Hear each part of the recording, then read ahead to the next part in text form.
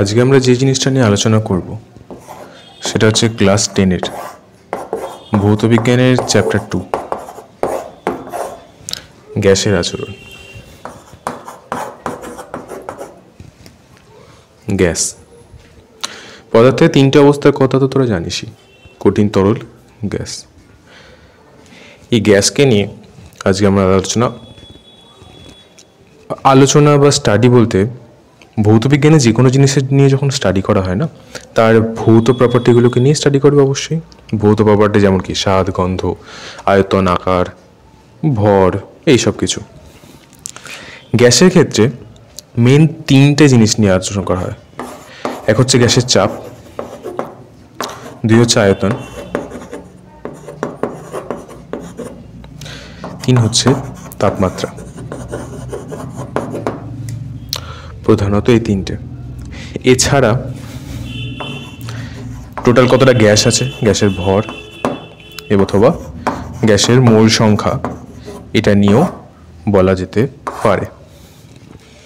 যখনই গ্যাসের আচরণ বা গ্যাসের বিহেভিয়ার নিয়ে আমরা কথা বলছি, যে গ্যাস কিভাবে আচরিত করছে, সেক্ষেত্রে আমরা এই গ্যাসের ধর্মগুলির পারস্পরিক সম্পর্কের কথাই বলছি, আর কিছু না।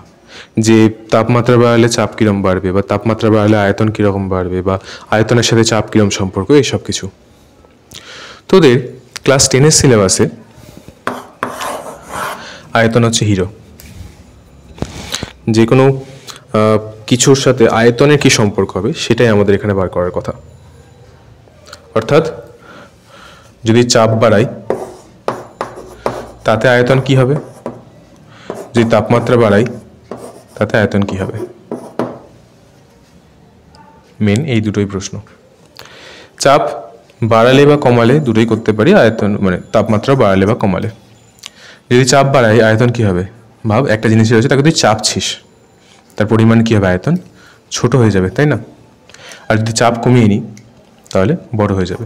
ইউটিউবে সেই ভ্যাকিউমের এক্সপেরিমেন্টগুলো দেখেছিস কখনো? জিনিসপত্র ভ্যাকিউমে গেলে বাড়তে থাকে, সে মার্শমেলো টাইপের বা যার ভেতর গ্যাস আছে এরকম জিনিসপত্র, বা ইনফ্যাক্ট কোকাকোলা তো ঝাঁকিয়ে দিলে কেমন ভুস করে বেড়ে যায়, ওই সবের কথাই হচ্ছে। আর যদি তাপমাত্রা বাড়াই, ধর একটা জিনিসকে যদি গরম করছিস, জিনিসটা কি বড় হবে, চাপ বাড়বে আরও, দিয়ে শেষমেশ ফেটে যাবে। চাপ কেন বাড়ছে না? আয়তন বাড়তে চাইছে বলে। তাপমাত্রা বাড়ালে আয়তন বাড়ে, তাপমাত্রা কমালে আয়তনও কমবে। এই দুটোই সম্পর্ক।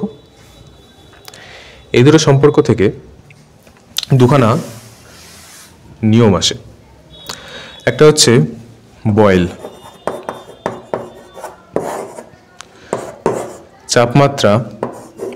চাপমাত্রা কি জিনিস, চাপ আর আয়তন।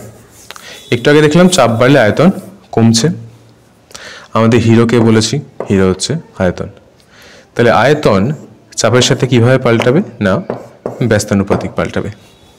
এটা মনে হচ্ছে ব্যস্তানুপাতিক, এরমভাবে লেখা, যে চাপ বাড়লে আয়তন কমবে, চাপ কমে গেলে আয়তন বেড়ে যাবে। এবং এর সাথেই চার্লস দিয়ে বলেছিল আয়তন এবং তাপমাত্রার সম্পর্ক সরল সমানুপাতিক। অর্থাৎ যদি এটা হচ্ছে ব্যস্ত সম্পর্ক, এটা হচ্ছে সরল সম্পর্ক, ব্যস্ত সমানুপাত, সরল সমানুপাত। তার মানে তাপমাত্রা যদি বাড়ানো হয় আয়তন কমে যাবে। সংক্ষেপে বললে এইটাই। এদের দুটোকে মিলিয়ে বানানো হয় মিলিত সূত্র ভি সমানুপাতিক টি বাই পি। টি উপরে ছিল, পি নিচে ছিল, ধরে জুড়ে দিলাম, টি বাই পি। ঠিক আছে? এবং এখান থেকে বানানো যায় পিভি সমানুপাতিক টি, পিটা এদিকে উঠে চলে এলো। এখান থেকে আরও বানানো যায় পিভি সমানুপাতিক কোনো একটা ধ্রুবক দিয়ে দিলে আর সমানুপাতিক না থেকে সমান হয়ে যাবে, সঙ্গে তাপমাত্রা টি। দুর্দান্ত। পরবর্তীকালে এটাকে আরেকটু ভেঙে দিয়ে শেষমেশ দাঁড় করানো হয় পিভি সমান সমান এনআরটি। এখানে কে ছিল ভেদ ধ্রুবক? ভেদ তোরা পড়েছিস অথবা পড়বি, হয়তো ক্লাস 10-এ আছে। তো সেই ভেদ ধ্রুবক, ভেদকে তুলতে হলে, এটা তো সম্পর্ক একটা, তাই না? সম্পর্ক থেকে যখন সমীকরণ বানাতে যাই কোনো একটা ধ্রুবক লাগাতে হয়, সেই ধ্রুবকটা হবে ভেদ ধ্রুবক। এখানে কে, দেখা গেছে কে কে ভাঙলে এন এবং আর এর মান যদি বসিয়ে দেওয়া হয় সঠিকভাবে কে এর মান পেয়ে যাওয়া যাচ্ছে, এক্সপেরিমেন্টালি দেখা গেল, এবং সেটা ওরা করে দিল যে K is equals two N আর, যেখানে এন হচ্ছে মোল সংখ্যা, এই যে মোলের কথা এখানে বলা হচ্ছিল, আর যে আর হচ্ছে সার্বজনীন গ্যাস ধ্রুবক, সার্বজনীন গ্যাস ধ্রুবক।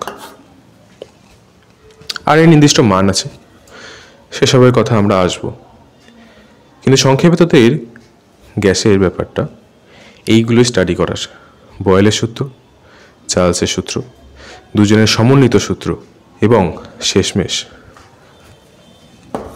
আদর্শ গ্যাসের সমীকরণ।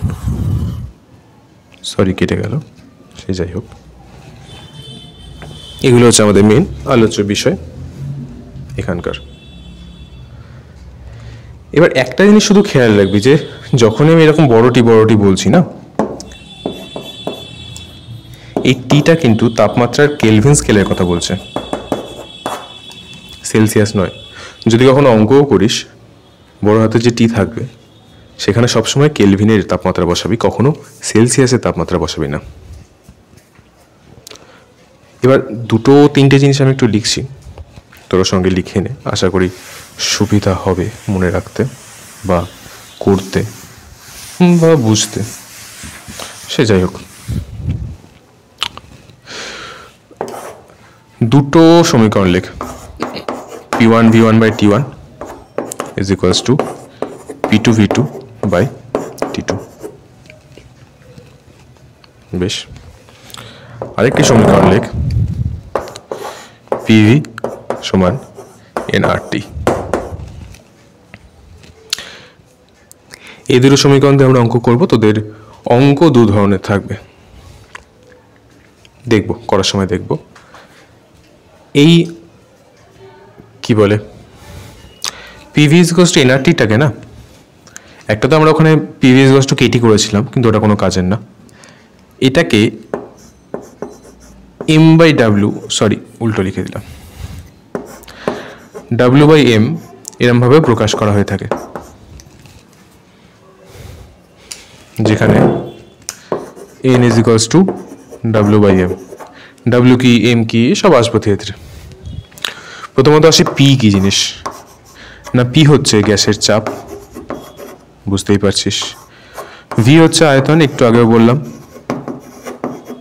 এবং টি হচ্ছে গ্যাসের তাপমাত্রা, এবং অবশ্যই কেলভিনে,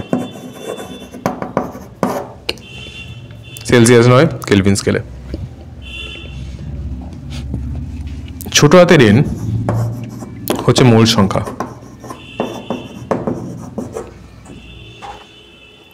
ডাব্লিউ হচ্ছে ওজন।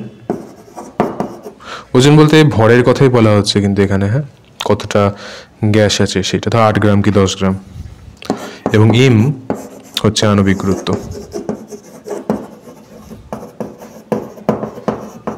কার? গ্যাসটার। ধর কার্বন ডাইঅক্সাইডের আণবিক গুরুত্ব 44, অক্সিজেন হলো 32, এরকম, সালফার ডাইঅক্সাইডের 64, ইত্যাদি ইত্যাদি। এই দুটো জিনিস, এবং রইল বাকি হচ্ছে আমাদের আর, আদর্শ গ্যাস ধ্রুবক আর।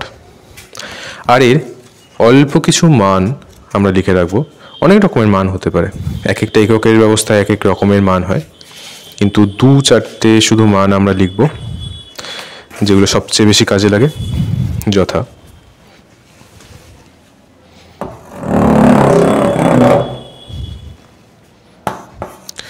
আর, পি আর ভি। আর এর মান লিখব 8.314 গুণ 10⁻⁷, ধরবে না মনে হচ্ছে এখানে, আর্গ পার মোল কেলভিন,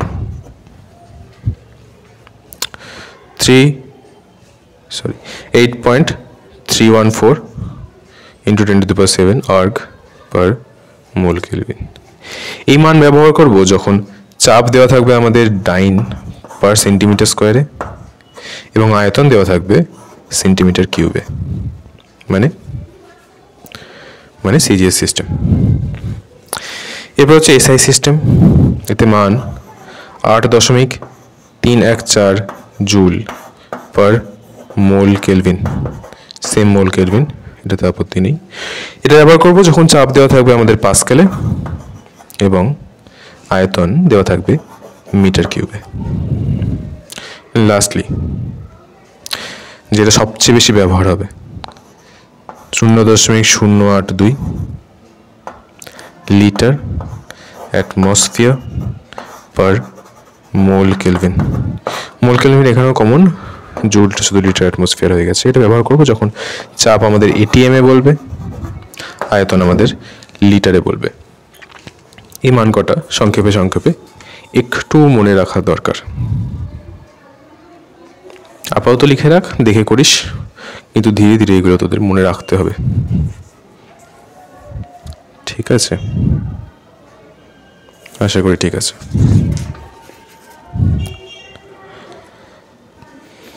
আচ্ছা, এবার আমার একটা কথা বলতো, আদর্শর কনসেপ্ট আছে তোদের? আদর্শ, কোন জিনিসকে আদর্শ কখন বলবো?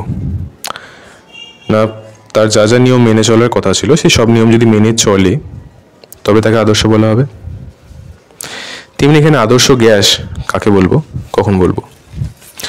না, কোনো জিনিস যদি আদর্শ গ্যাসের সমীকরণ মেনে চলে, মানে গ্যাসকে যে সমীকরণটা মানা উচিত সেটা যদি মেনে চলে, যথা এই সমীকরণটা, তখন তাকে আমরা আদর্শ গ্যাস বলবো। এবার বল, বাস্তবে কি কোনো জিনিস আদর্শ হয়? হয় না, কেউই আদর্শ হয় না, কিছুই আদর্শ হয় না, সব কিছুই কাল্পনিক টাইপের। সেরকমই আদর্শ গ্যাসও হয় না সাধারণত, কিন্তু বিশেষ ক্ষেত্রে গ্যাস, সাধারণ গ্যাস আদর্শ গ্যাসের মতো আচরণ করে। কিন্তু কোন ক্ষেত্রে? যখন চাপ খুব কম হবে, যখন তাপমাত্রা প্রচণ্ড বেশি হবে, তখন যে কোনো বাস্তব গ্যাস আদর্শ গ্যাসের মতো আচরণ করে, এটা খেয়াল রাখবি। আর দু চারটে জিনিস তোদের আগে বলি। একটা হচ্ছে এসটিপি বা এনটিপি, স্ট্যান্ডার্ড বা ন্যাচারাল টেম্পারেচার আর প্রেশার। এটা বলতে একটা পার্টিকুলার 0°C তাপমাত্রাকে বোঝানো হয়, আর 76 সেন্টিমিটার পারস্তম্ভ এই চাপকে বোঝানো হয়। মনে রাখবি 0°C মানে হচ্ছে 273 কেলভিন। সেলসিয়াস থেকে কেলভিন কীভাবে হয় সেটা দেখবো একটু পরে। এবং 76 সেন্টিমিটার পারস্তম্ভ মানে হচ্ছে 1 এটম, 1 অ্যাটমসফিয়ারিক চাপ বা 1 বায়ুমণ্ডলের যে চাপ, পুরো বায়ুমণ্ডলের চাপটা আর কি সাধারণ অবস্থায়। এই তাপমাত্রা এবং এই চাপটাকে একত্রে বলা হয় এসটিপি। তোর অঙ্কে অনেক জায়গায় দেখবি এসটিপিতে যখনই বলবি তখন বুঝে নিবি এই তাপমাত্রায় এই চাপে।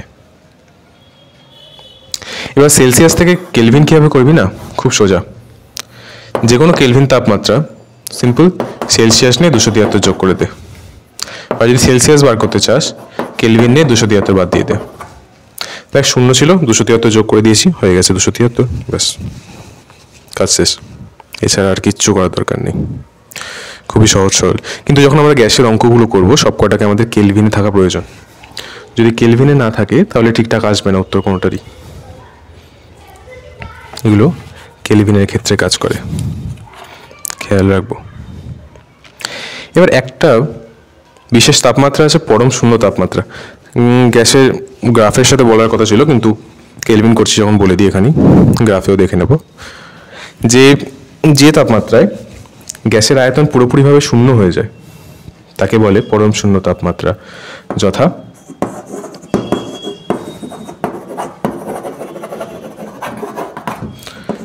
0 কেলভিন। এই তাপমাত্রাটাকে বলা হয় পরম শূন্য তাপমাত্রা, যেটা সেলসিয়াসে করলে দাঁড়াবে 273 মাইনাস 273 ডিগ্রি সেলসিয়াস, বারো ভালোভাবে বলি 273.15 ডিগ্রি সেলসিয়াস। এই তাপমাত্রা হলো পরম শূন্য তাপমাত্রা, যে তাপমাত্রায় গ্যাসের আয়তন শূন্য হয়।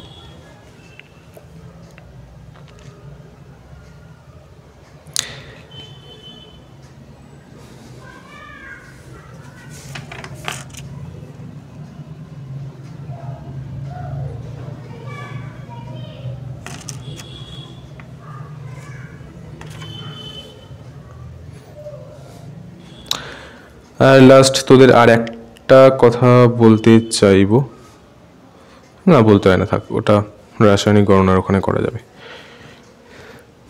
তো এটাই সংক্ষেপে আমাদের পুরো গ্যাস ল বা গ্যাসের আচরণের চ্যাপ্টারটি। ছোট্ট করে বললাম, বই পড়বি, কয়েকটা জিনিস দেখার তো অবশ্যই আছে। যেমন চার্লসের সূত্রের একখানা সেলসিয়াসের রূপ আছে, সেলসিয়াসে তাপমাত্রা বৃদ্ধি পেলে কীরকম কী হবে সেই নিয়ে চার্লস বেশ কিছু কথা বলেছিল। সেগুলো অবশ্যই এখানে আমি দেখাইনি, করিনি, বইতে দেখবি, যদি বুঝতে না পারিস কেউ বলবি, ছোট্ট করে একটা পার্ট টাইম ভিডিও বানিয়ে নেওয়া যাবে। আপাতত কিছু অঙ্কে ফিরে আসি। বলেছিলাম মনে আছে, দু ধরনের অঙ্ক হতে পারে, একটা P1 V1/T1 = V2 V2/T2 দিয়ে, অথবা PV = nRT দিয়ে। তোদের প্রথমত অঙ্ক প্রশ্ন পড়বি, খেয়াল করবি যে হয় দুখানা কেস থাকবে, নইলে যে কোনো একটা কেসের কথা বলবে। যদি দুটো কেস থাকে সেক্ষেত্রে অঙ্কটা ওই প্রথম সূত্র P1 V1/T1 P2 V2/T2 ওর আন্ডারে যাবে। কিন্তু যদি একটা কেস হয় সেটাকে PV = nRT দিয়ে করতে হবে। কেস বলতে কি বোঝাচ্ছি, যেমন ধর একটা অঙ্ক আমি পড়ছি, তোদেরকে তো দেখানোটা একটু শক্ত, আমি পড়ে দিচ্ছি, তোরা লিখে নে একটুখানি। কোনো নির্দিষ্ট ভরের গ্যাসকে স্থির চাপে 0 ডিগ্রি সেলসিয়াস থেকে 273 ডিগ্রি সেলসিয়াস পর্যন্ত উত্তপ্ত করা হলো। অন্তিম আয়তনের সঙ্গে প্রাথমিক আয়তনের সম্পর্ক নির্ণয় করো। দেখ, একটা গ্যাস ছিল যাকে নির্দিষ্ট চাপে 0 ডিগ্রি সেলসিয়াস থেকে 273 ডিগ্রি সেলসিয়াসে উত্তপ্ত করেছে। খুব ভালো কথা, এক তাপমাত্রা থেকে অন্য তাপমাত্রায় গেল, দুটো পরিস্থিতির কথা হচ্ছে এখানে। তার এখানে আমাদের কাজ প্রথম সূত্র দিয়ে। প্রথম সূত্র যখনই শুরু করবো অঙ্কের, ফার্স্ট জিনিসপত্রগুলো আমি সাজিয়ে নেব, তথ্য আমার, যথা P1 V1/T1 P2 V2/T2।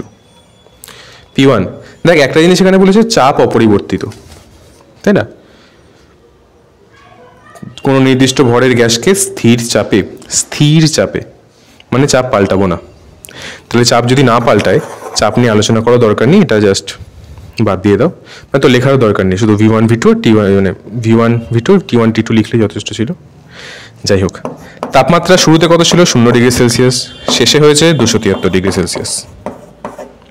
সেলসিয়াসটাকে কেলভিনে করব, নইলে অঙ্ক হবে না।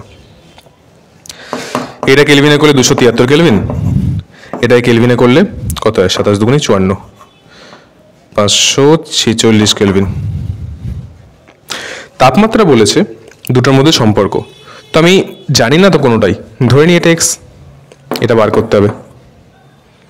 তো ব্যাস, সম্পর্ক কি ছিল? P1 V1/T1 = P2 V2/T2। P1 পাল্টায়নি, P2 পাল্টায়নি, তাহলে P1 P2 কেটে দাও মানে তো আমি লিখবই না, অ্যাকচুয়ালি লিখবই এরকম, V1/T1 = V2/T2। এটা মনে মনে কেটে যাবে, প্রথম দিকে লিখতে পারিস, কাটতে পারিস, ধীরে ধীরে চলতে চলতে নিজেই বুঝতে পারবি যে লাগবে না, লেখার দরকার নেই। তাহলে এখান থেকে V2 কত? V2 হচ্ছে V1/T2 T1। V1 মানে কি ধরেছিলাম? V1 মানে ধরেছিলাম x, তাপমাত্রা হয়েছিল 546 আর 273 কেটে গেলে 2 মানে হচ্ছে 2x। তাহলে V2 = 2x। তাহলে দেখ V2 হচ্ছে 2V1, এরকম করে করতে পারিস, বা x না নিয়ে এখানে ডাইরেক্টলি একদম V1-ই রেখে দিতে পারিস, কিছু ধরারও দরকার নেই, V1। তাহলে একদম সরাসরি চলে আসবে V2 = 2V1। এটা হচ্ছে V1 V2 সম্পর্ক। সহজ ছিল, অঙ্কটা পড়ো, বোঝো কোন ধাঁচের অঙ্ক, ব্যাস জাস্ট করে দাও, সাজাও বসাও, কিচ্ছু করার নেই, অঙ্কগুলো এর চেয়ে সহজ অঙ্ক হয় না।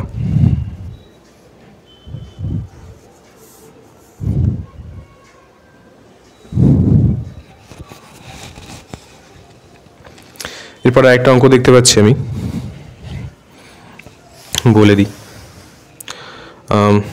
কোথায় গেল? এই যে 0 ডিগ্রি তাপমাত্রায় নির্দিষ্ট ভরের কোনো গ্যাসকে উত্তপ্ত করলে গ্যাসের চাপ ও আয়তন উভয় দ্বিগুণ হয়। উত্তপ্ত করা হয়েছে, চাপ আয়তন দুটোই পাল্টে গেছে। তাহলে এটা হচ্ছে একটা কেস 2, দুখানা কেসের অঙ্ক, মানে ওই P1 V1/T1 P2 V2/T2, মানে সাজিয়ে নেব P1 V1 T1 P2 V2 T2। কি বলেছে? শুরু করেছে 0 ডিগ্রি সেলসিয়াস তাপমাত্রায়। 0 ডিগ্রি সেলসিয়াস তাপমাত্রায় নির্দিষ্ট ভরের কোনো গ্যাসকে উত্তপ্ত করলে গ্যাসের চাপ ও আয়তন উভয়ই দ্বিগুণ হয়। গ্যাসের চূড়ান্ত তাপমাত্রা কত? চূড়ান্ত তাপমাত্রা কত মানে এটা চেয়েছে। 0 ডিগ্রি সেলসিয়াস মানে 273 কেলভিন। এগুলোর কোনোটাই জানি না, ধরে নিলাম এটা P ছিল, ধরে নিলাম এটা V ছিল, বলেছে ডবল হয়ে গেছে, মানে এটা 2P আর এটা হচ্ছে 2V। তাহলে সম্পর্ক P1 V1/T1 equals to P2 V2/T2। বার করতে হবে T2। তাহলে T2 মানে হচ্ছে P2 V2/P1 V1 into T1, তাই না? P1 হচ্ছে P, P2 হচ্ছে 2P, V1 হচ্ছে V আর V2 হচ্ছে 2V, বসিয়ে দেবো। তাহলে এখানে আসছে 2P 2V V P V 273। তাহলে 4 গুণ 273 এত কেলভিন, গুণ করে যা হবে তাই উত্তর। ছোট অঙ্ক, সহজে হলো।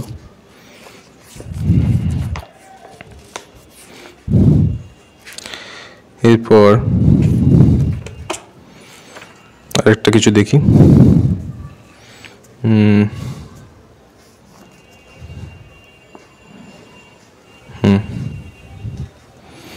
এটাও চলে। বলেছে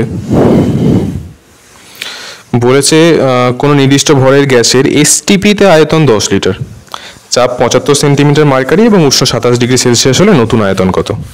এখানেও দুখানা কেস। প্রথম, তাহলে সাজিয়ে নি।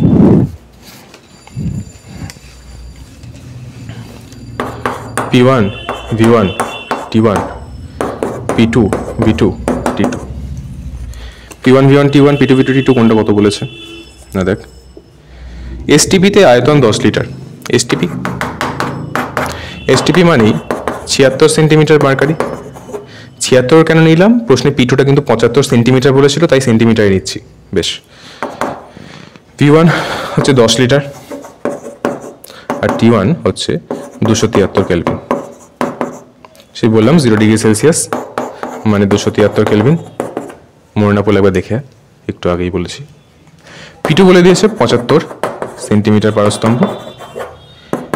V2 আমাকে বার করতে হবে, তাপমাত্রা ফাইনাল হচ্ছে 27 ডিগ্রি সেলসিয়াস, যথা 300 কেলভিন।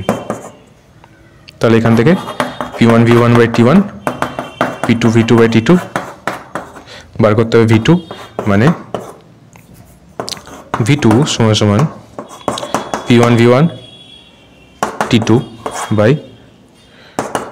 P1, মানে T1 P1 sorry T1 P2। এবার ঠিক আছে। তো এখানে কি বলি, P1 এর মান হচ্ছে 76, V1 এর মান হচ্ছে 10, T2 হয়ে গেছে 300, T1 ছিল 273 আর P2 হয়েছে 75।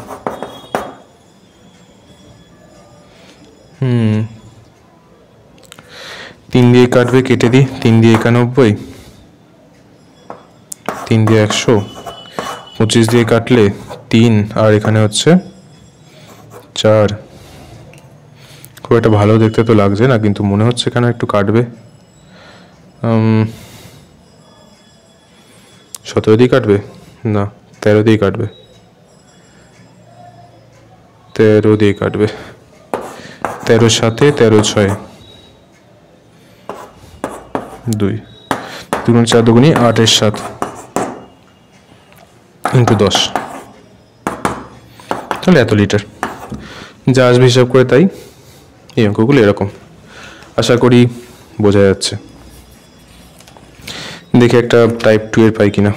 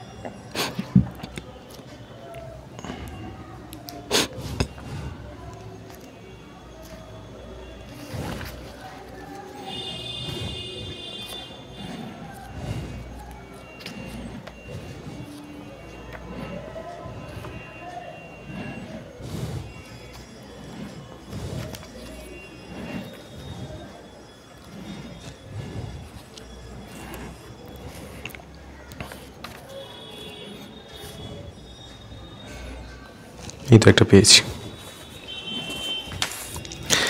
দেখ একটা অঙ্কে বলেছে স্থির তাপমাত্রায় কোনো নির্দিষ্ট গ্যাসের স্থির তাপমাত্রায় কোনো নির্দিষ্ট ভরের গ্যাসের আয়তন এবং চাপ যথাক্রমে 750 মিলিলিটার এবং 80 সেন্টিমিটার পারস্তম্ভ। ও না, এটা প্রথমটা। আচ্ছা লিখে নিই, লিখেছি যখন 80 সেন্টিমিটার পারস্তম্ভ। এই তাপমাত্রায় ওই তাপমাত্রায় কত চাপে গ্যাসটির আয়তন 1000 আয়তন হবে, 1000 মিলিলিটার হবে। লিখে রাখ, কিন্তু এটা আমরা করছি না, এটা তাহলে করিস বাড়িতে চেষ্টা। যেটা আমরা করছি সেটা বলেছে দেখ, 300 কেলভিন উষ্ণতায় এবং 570 মিলিমিটার পারস্তম্ভের চাপে 2.2 গ্রাম কার্বন ডাইঅক্সাইড গ্যাসকে আয়তন কত হবে?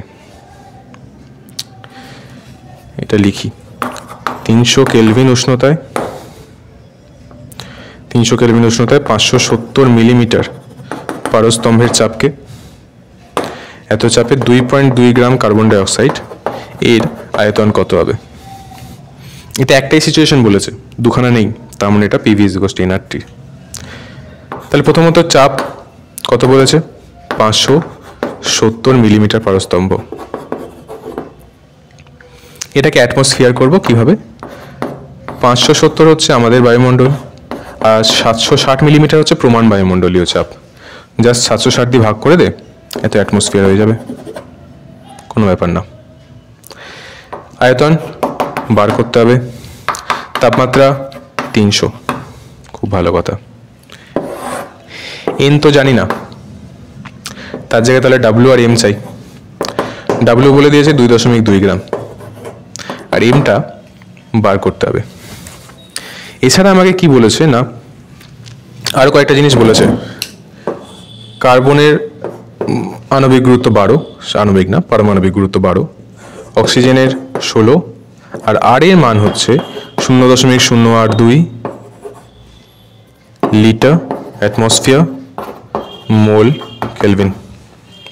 0.082 মানে আমাদের চাপ হতে হবে অ্যাটমসফিয়ারে, যেটা আমরা করে নিয়েছি, এবং আয়তন হতে হবে লিটারে, যেটা বেরোবে। তো আণবিক ভর কত? কার্বন ডাইঅক্সাইডে দেখ কার্বনের 12, অক্সিজেনের হচ্ছে 16 দুগুণী 32, টোটাল 44। তাহলে আণবিক গুরুত্ব 44। এটা মূল চ্যাপ্টারে হবে। যাদের অসুবিধা আছে এই সব কিছু করাতে তারা একটু গিয়ে ক্লাস 9-এ প্লিজ মূলের চ্যাপ্টারটা দেখে আয়, বা 10-এও করবি একটুখানি, কিন্তু ওটা বোঝা দরকার যে কীভাবে আণবিক গুরুত্ব বার করছি। তো সমীকরণে বসানো যাক, PV = nRT। আর তো নেই, পাল্টে দিয়ে বানালাম PV = W/mRT। লাগবে আমার V, তাহলে V = W/m/RT/P। ব্যাস, বসিয়ে দাও, কাজ শেষ। W হচ্ছে 2.2, এম হচ্ছে 44, আর 0.082, টি হচ্ছে 300 কেলভিন বলেছিল, পি হচ্ছে 57/76, যদি তুলে দিই 76 উপরে চলে এলো। এটা কাটাকুটি করে গুণভাগ করে যা বেরোবে তত লিটার হচ্ছে আমাদের উত্তর।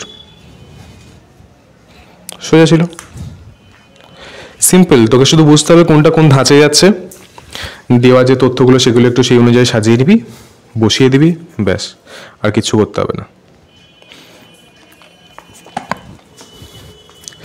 এরকম করে করে যেখান থেকে গ্যাসের যা অঙ্ক পাবি করে নিবি। তোদের বইতে অবশ্যই খুব বেশি অঙ্ক থাকবে না, টেস্ট পেপার বা কোশ্চেন ব্যাংক বা যেখানে পাবি যা অঙ্ক পাবি করবি, কারণ এগুলো যত বেশি করবি না তত পরিষ্কার হবে, না করলে পরিষ্কার হবে না। এছাড়া এই গ্যাসের বয়েলের সূত্র, চার্লসের সূত্র, এগুলো সংজ্ঞাগুলো, তারপর আদর্শ গ্যাস কাকে বলে, কখন আদর্শ গ্যাসের মতো আচরণ করে, পরম scale, by the way Kelvin স্কেলটাকে না পরম স্কেলও বলে, যে কারণে পরম শূন্য তাপমাত্রার কথাটা আসছে, না কেলভিন স্কেলে শূন্য, সে যাই হোক, এগুলো দেখবি। লাস্ট শুধু আর 2-4টে কথা বলবো দিয়ে ক্লাসটা শেষ করব, যথা হচ্ছে গ্রাফ। বয়েলের ক্ষেত্রে বয়েলের সূত্র থেকে বেশ কয়েকটা গ্রাফ আমাদের দরকার। এক হচ্ছে পিভি,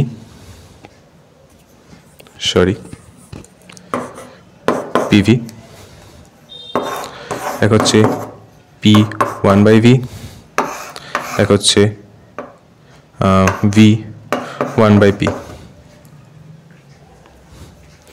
এছাড়া যাবে PVP, এছাড়া যাবে PV বনাম V। এই গ্রাফটা P এবং V এর গ্রাফ মনে রাখবি এরকম যায়, মিশবে না, না এ কোনোদিন মিশবে নাও কোনোদিন মিশবে, এরকমভাবে চলতে থাকে। তাই আমরা এরকম দেখিয়ে ছেড়ে দিই, বইতে দেখবে আরো ভালো আছে, আমার আঁকা অতটা তো ভালো না। এটাকে বলা হয় সমপরাবৃত্ত কার্ভ। P1/V এবং V1/P দুটোই এরকম হয়, মূলবিন্দুগামী সরলরেখা। PV/P আর PV/V এই তিনটেই, এই দুটোই x অক্ষের সমান্তরাল সরলরেখা হবে। মানে পিভিটাকে যেদিকে রেখেছিস, পিভি এখানে রাখলে যদি এরকম রাখতিস PVV, তাহলে এটা এরকম হয়ে যেত। তো সেক্ষেত্রে y অক্ষের সমান্তরাল হতো, বাট এখানে আমাদের x অক্ষের সমান্তরাল সরলরেখা, এই অনুযায়ী। এগুলো হচ্ছে বয়েল থেকে। এছাড়া আসবে চার্লস থেকে। চার্লসের ক্ষেত্রে তোকে বলতে পারে T বনাম V লেখচিত্র অথবা T বনাম V লেখচিত্র। যদি বড় হাতের T থাকে তাহলে মনে রাখবি একটুখানি ডট, এই পার্টটুকু ডট ডট, বাকিটা সোজা। ডট ডট দেওয়া হয় কারণ হিসাব অনুযায়ী তাহলে তাপমাত্রা শূন্যে চলে এলে আয়তনও শূন্য হয়ে যাওয়ার কথা, কিন্তু আয়তন তো কিছু হলেও থাকার কথা, একেবারে অন্তত ইলেকট্রন, প্রোটন, নিউট্রনগুলো তো আর ভ্যানিশ হয়ে যাবে না, ওরা তো থাকবে। তাও ম্যাথামেটিক্যালি হচ্ছে, যে কারণে আমরা কনফিউজ টাইপের, তাই এখন ডট ডট দিয়ে ছেড়ে দিই। যাওয়ার কথা, আবার যাবে কিনা জানি না, আর প্র্যাকটিক্যালি এখন অব্দি তাপমাত্রায় যাওয়া যায়নি, কোনোদিন যাওয়া গেলে হয়তো। আর যদি এটাকেই টিতে করা হয়, বড় টি মানে কি বললাম, কেলভিন, মনে আছে, এবং ছোট টি মানে হচ্ছে সেলসিয়াস। যদি সেলসিয়াসে করি তাহলে গ্রাফটা এরকম দাঁড়ায়, সেম, শুধু একটুখানি ওপর থেকে, আর এই জায়গাটা আবার একটুখানি ডট ডট। এই তাপমাত্রাটাকে বলা হয়, এই আয়তনটাকে বলা হয় V0, না 0°C যে তাপমাত্রা, এটা তো একদম -273.15°C, যেটা পরম শূন্য তাপমাত্রার কথা হচ্ছিল, 0 কেলভিন। বেসিক্যালি গ্রাফটা শুধু একটু সরে এসছে, আর কিছু না, অক্ষ বরাবর। এই গ্রাফ করার কথা মনে রাখবি, তাহলে আমাদের মোটামুটি চ্যাপ্টারের ইতি গজ।